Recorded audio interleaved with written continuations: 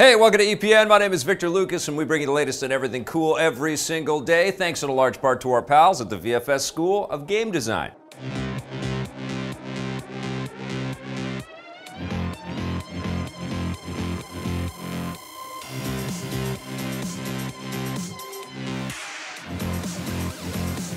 Thank you so much, Vancouver Film School. Today's rundown is dedicated to our buddy and your buddy, Fred Wicks, who says we are absolutely killing it with our rundowns. Thank you, good sir. We got you this rundown. Don't expect a new version of the PlayStation Vita or a PlayStation version of the Switch because it sounds like Sony is finished with handheld gaming.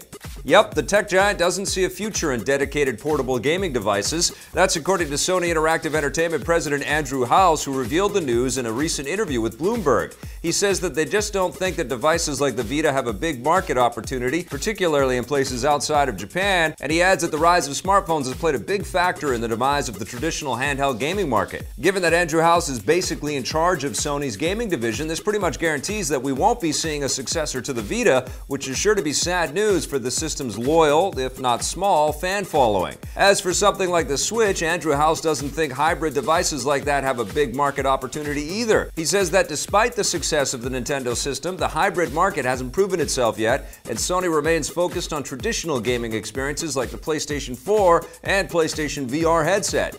All of this means that Sony has turned its back on dedicated handheld gaming devices, which is a big deal given that they're one of the biggest game makers in the world.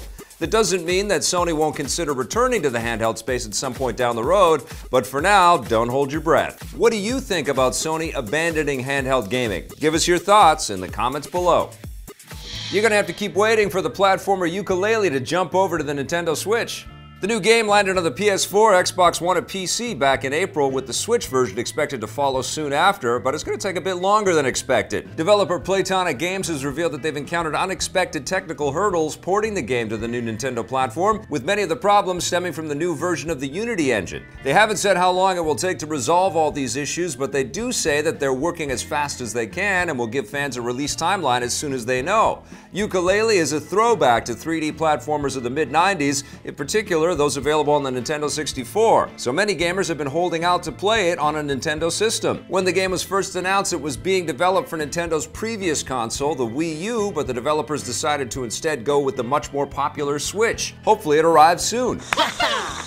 Almost 8 years after Avatar popped off theater screens, James Cameron has finally begun the journey back to Pandora. The four upcoming Avatar sequels have officially begun production in Los Angeles following years of pre-production work in studios all over the world. This means the films have now begun shooting with their lead actors, although how much is actually being shot with traditional cameras versus performance capture hasn't been revealed. This is the first time that 4 different sequels have been shot at the same time, and the budget is rumored to be as much as $1 billion, making this one of the biggest, if not the biggest, productions in history. $1 billion is obviously a lot of money, but when you consider that it's getting financier 20th Century Fox 4 different movies, it actually works out to about the same amount as most big blockbusters. It's also important to remember that the first Avatar movie made more than $2 billion worldwide, so if the sequels do similar numbers, it will be a big return on the studio's investment. James Cameron has vowed to push the limits of performance capture and 3D technology with the new films, although 3D projection isn't as popular as it was following the release of the first Avatar, so it will be interesting to see if Cameron can win audiences back.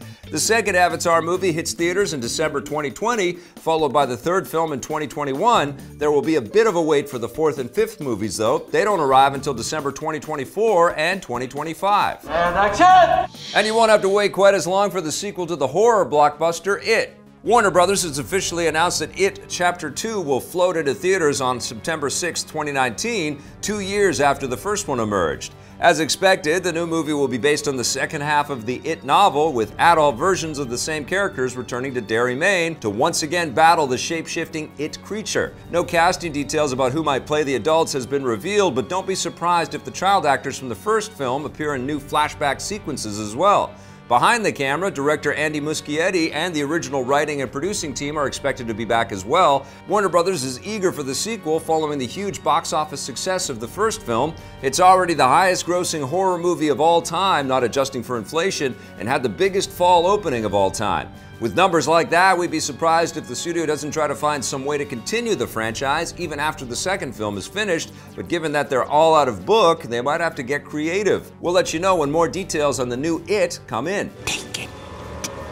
It isn't the only otherworldly creature you'll be seeing in 2019. The makers of the new Star Trek series Discovery are aiming to have the second season out sometime in 2019. That's according to the show's executive producer, Alex Kurtzman. He tells The Hollywood Reporter that given the intense production schedule of the series, they hope that the second season, if it gets made, will premiere in 2019, preferably in the first half of the year. Kurtzman says that they don't want to rush, so if the show is renewed for a second season, they want to give themselves enough time to take into account all the feedback they'll receive from the first season after it's finished. They won't have any shortage of feedback either. Star Trek fans are notoriously vocal about their opinions, and the first two episodes of Star Trek Discovery have already been polarizing, to say the least. We come in peace. As for whether or not a second season will happen, CBS hasn't officially given it a green light. They have revealed that the first episode scored 9.6 million viewers on Sunday night, and the second episode, which debuted on their streaming service, CBS All Access, fueled a record number of new subscribers. CBS will likely wait to see how well the show maintains its audiences before committing to a second season. Energize.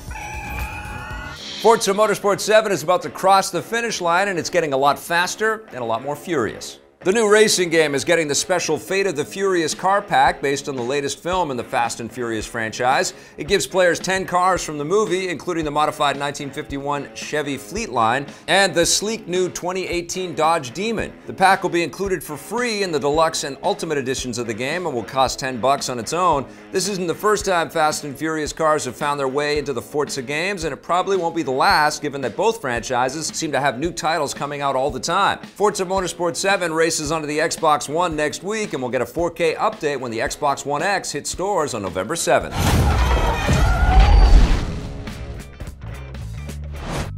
That wraps us up for the rundown. Thank you so much for watching. If you'd like to learn more about game design, visit our friends at vfs.edu. We'll be back again tomorrow with a brand new episode for you. But in the meantime, we've got lots of other content for you to watch, including our kick-ass new Metroid documentary. We'll see you tomorrow. Thanks for watching.